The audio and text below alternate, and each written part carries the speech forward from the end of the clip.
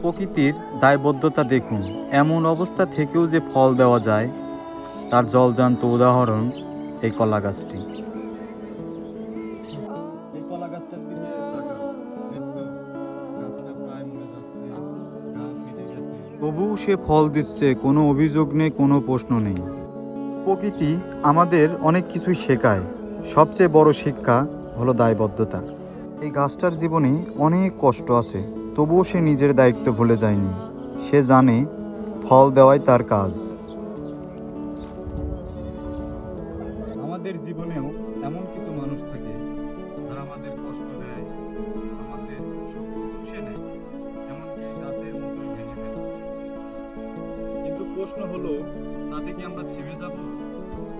না, কারণ আমাদের একটা দায়িত্ব আছে, নিজের স্বপ্নের প্রতি, নিজের কাজের প্রতি, নিজের ভবিষ্যতের প্রতি।